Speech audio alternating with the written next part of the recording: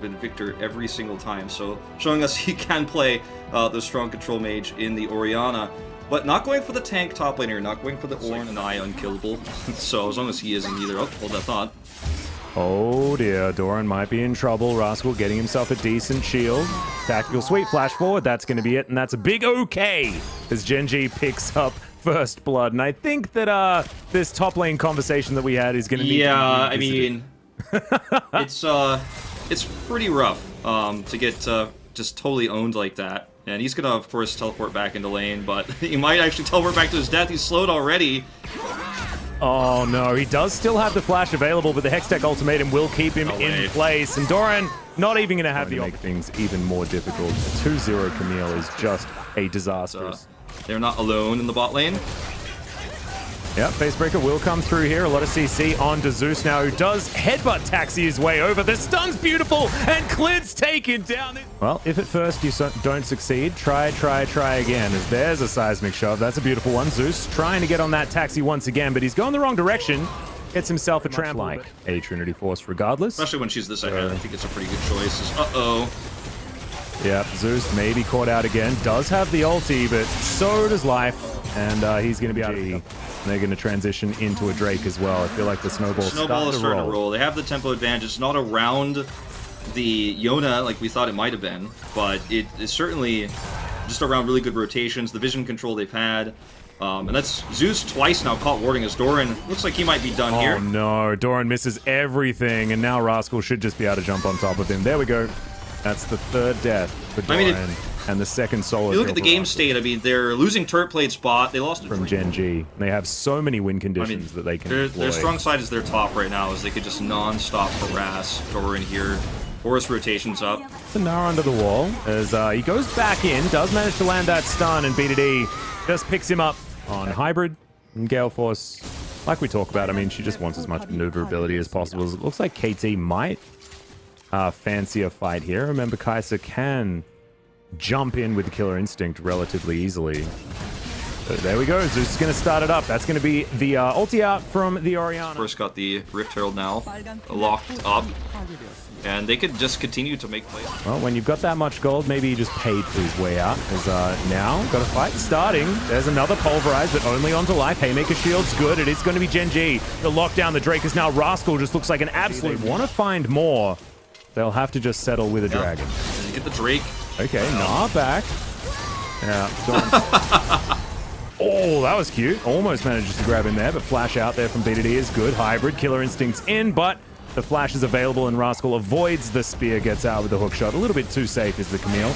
I think, as now Yukal could be in trouble. That's the beautiful two-man Facebreaker into the seismic shove. Yukal pulled back. He's going to go golden, but that's just to see his death, as he is going to be taken down. Almost takes Clid with him, but no. Objectives, they got the Rift Herald. They're 2 Drakes to 1 at the moment, and 2.5 minutes to the next. Sure, it's a Cloud Drake's not amazing, but where do KT find that objective fight? I mean, GenG might not even give them the fights they're looking for.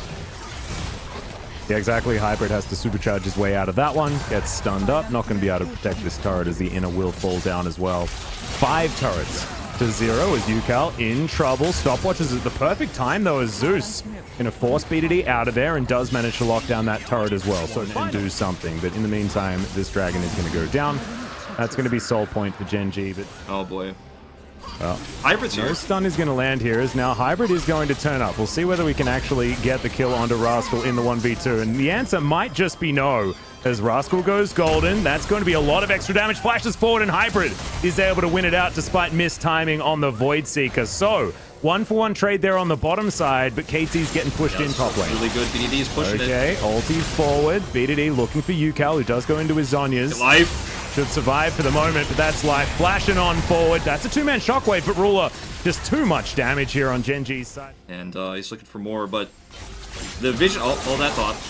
Yukal. Yep, Yukal is going to, ulti BDD, but he survives. And now, to talk about, but the 1-3-1 is just too strong. From GenG is Clid is going to lock out Hybrid, who tries to flash away, but he's not going to survive. All too easy. That's a start, but they're going to lose Baron for it. Yeah, trading Baron for a Cloud Drake. that is only #1 Cloud Drake. Just doesn't really mean too much. So this two-man's going to be very comfortable. You can see Rascal, he's going to be able to go back. Has himself a Guardian Angel built up already. Can't go to the wall as well. What are you going to do? Terrifying. I mean, this is that's what we need. So it hasn't happened yet. KT's still alive for the moment. This case, but with Baron buff and so much extra gold, it's going to be. I think in this case, they'll have a single target, and then the game just falls down with it. Weaver's Wall's out. Yeah, this is like Hybrid being told to sit in the naughty corner over and over again by Clid. As, okay, Shockwave does come back, but doesn't really do too much, but they do manage to take down Live. The turret also doing some work here, but GenG just feels like they're a little bit too strong as the curtain has been called. We're looking for Doran. Doesn't find him with the last bullet, but they will be able to take down this inhibitor. And KT, despite that being a better fight than it could have been, a 1-for-1, not bad at all, they're still going to lose a big chunk of their base. There's not much they can do to... Well, this is actually going to be a recall teleport from Rascal, and they are going to force the aggro to this top turret. And I thought Rascal might go for the bot turret. This is coming over. And I mean, they're looking for any fight they can take. Any fight at all. Yeah. Yeah, longest time held at over a 10k gold deficit and hasn't lost This yet. is it. Like, you mess this fight up, you die here, the game is over. We're going to game 2. But it looks like we might be going to game 2 anyway. So that Weaver's Wall is fantastic. Makes sure that that last inhibitor turret is going to fall. Inhibitor top lane will go down as well. Rascal has control of that. And GenG just back away from the bottom lane and let it happen.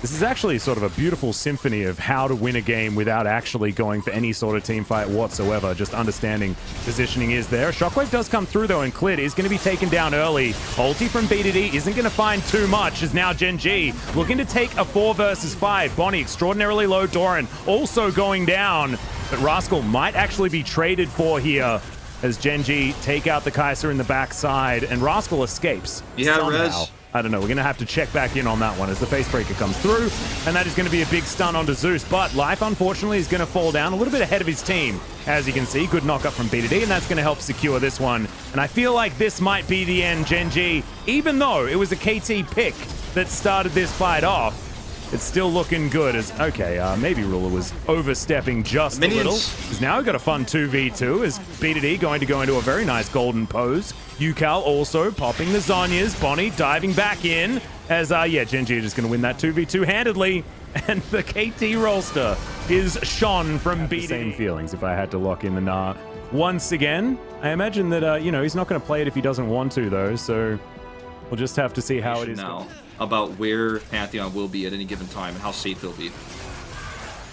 Well, let's see whether they have information on Clid, who's wrapping around already. Zeus is extremely low, though. Ruler's going to flash after him, doesn't land the auto, but then cleanses. It still takes a while as... Ooh. Close call there. Oh, no. This could just be a dead Pantheon. Is Clid chasing after him. Life is going to turn up as well. The face is going to be broken unless the flash comes through, but it doesn't matter. Reckless swing.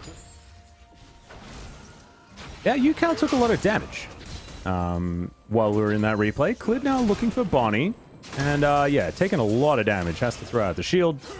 And now looking to try and turn things around. Death Ray's in. There's the flash forward, and Yukal grabs the kill. A little bit... Yeah, and you got B2D sitting alongside being like, I have 300 health and no mana. What do you want me to do? Doesn't seem to matter here as Hybrid's going to take himself a Lantern Ride, grab at him, going to get some stuns up as well as the hook comes forward. Zeus trying to find even more as Yukal turns up. You mentioned the damage, and damn right, it is there. Ooh. Scat of the Week is going to land a blind stun, I believe. I think they saw Zeus go into the bush. But that is going to be the ulti out from B2D. Life trying to grab the kill as the Haymaker will be able to do it in the end, but now no shield available. KT not wanting to do any more. As we see on the top side, another skirmish happening. The Dominus was popped, and now Doran has got Rascal running the wrong direction. Flash not available from either top laner as the Boomerang is going to miss, and Doran knows that GenG for the first time in quite a while. As he dives on in, looking for Rascal. That's going to be the Gnar into the wall, but Clid's going to turn up. Bonnie a little bit later, but that's going to be Ragnarok. And Doran is just going to be dead. B2D flashes on forward. 2 kills so easily as now Yukal. He's here, but it's 1 versus 3 now. Gravity Field comes through. Good stun onto B2D. There was a ward in that brush. I'm guessing that's the main reason why he thought he was safe there, but obviously misjudging. Well, there's the ulti. His hybrid is going to take the lantern. Another immediate cleanse out of Ruler, who gets exhausted but still dives into the back line. Is going to be taken out here as the Flay does come back. Bonnie's going to be able to grab that kill. Haymaker collects Zeus. Is now BDD trying to save his support, his life trying to run away, but the Death Ray is named that for a reason.